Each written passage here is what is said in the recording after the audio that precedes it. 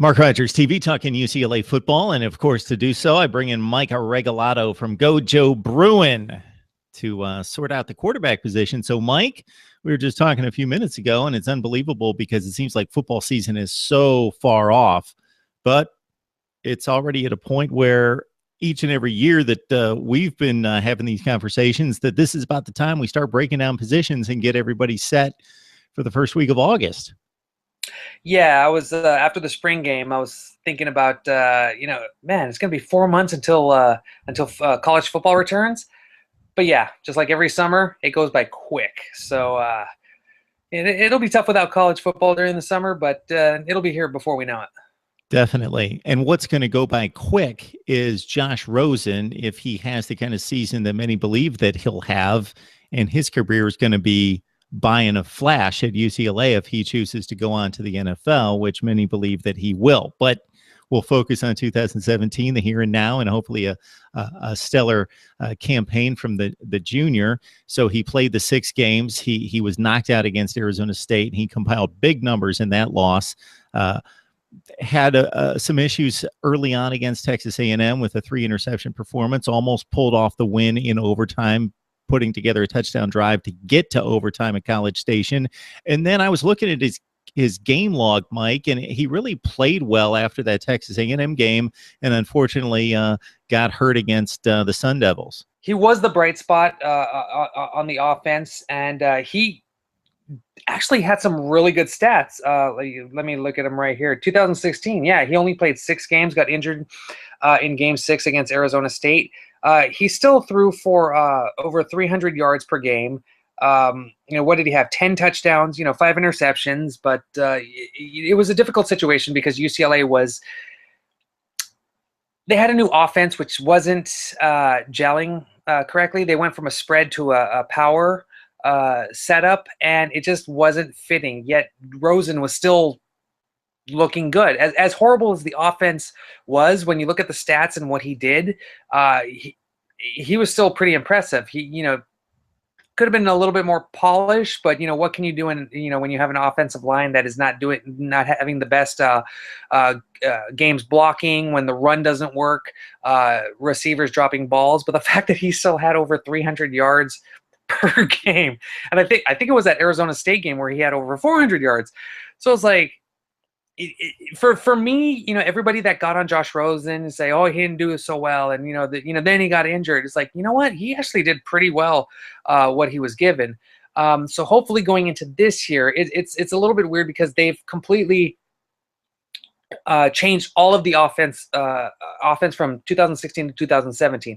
New offensive coordinator, new quarterbacks coach, who is the offensive coordinator, new running backs coach, new wide receivers coach, new O-line coach. The only guy that's still there is tight end coach Rip Scherer, who it seems offensive coordinator Jed Fish he's definitely going to incorporate a lot of tight end play. I saw a lot of that during spring practice, and I'm really excited. The Bruins have several guys who look very promising. But going back to Josh Rosen, Fish worked.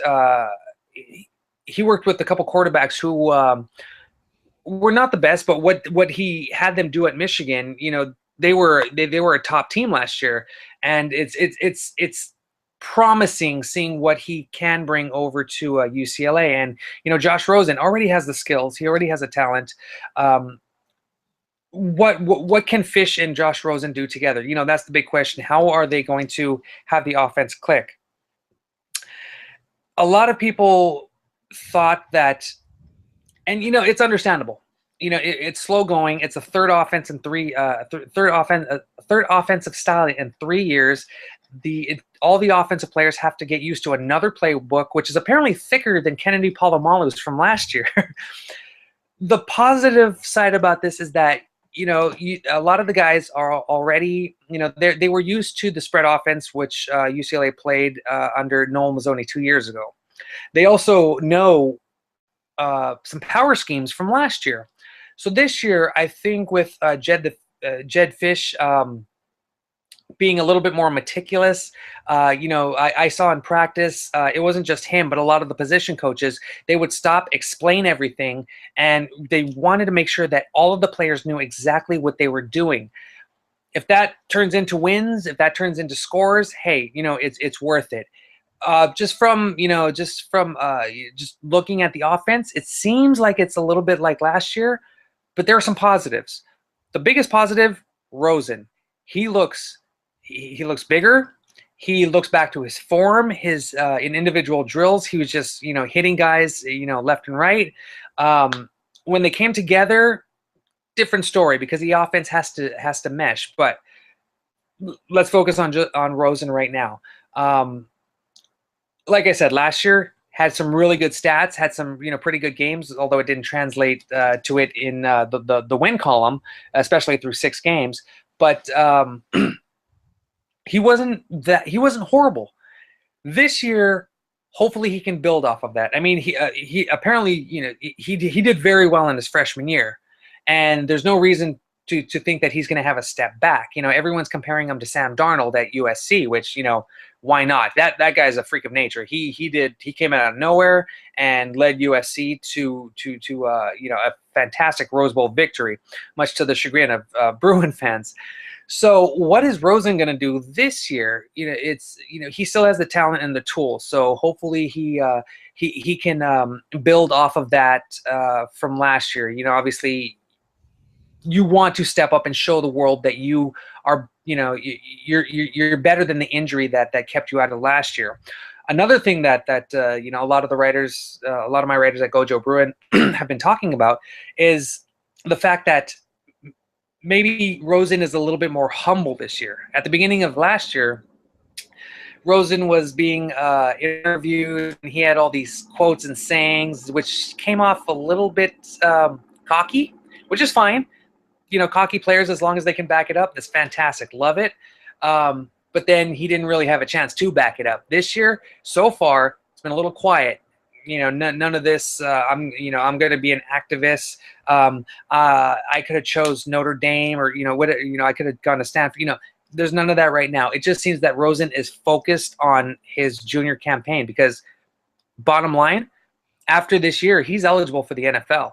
So if he is truly looking to get in, a lot of draft boards have him as a top 3, top 5, top 10 pick.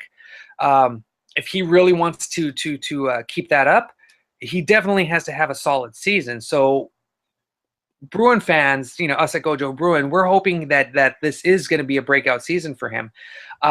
What helps out is that he actually has backup this year. Mike Foffel, a former walk-on, did a very good job. Didn't work out, but this year the Bruins have Devon Modster and Matt Lynch, who a lot of people thought Modster was going to be the backup, but in spring neither of them really pulled away, which isn't a bad thing because both of them, Matt Lynch and Devon Modster, showed real progress from last year. So if anything, the Bruins have 2 reliable backups, which is like, whew, oh, thank God. So in a way that would allow Rosen to be free to try and be a little bit more risky with some of his plays, although nobody wants to see him get hurt again.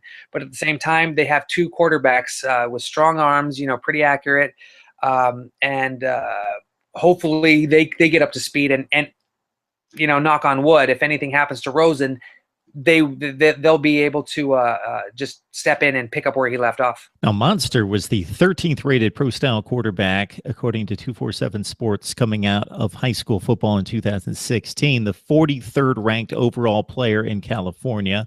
Lynch, the top 30 pro-style quarterback, number 3 overall prospect coming out of Colorado, kind of gives you an idea of the depth of talent in Colorado versus California.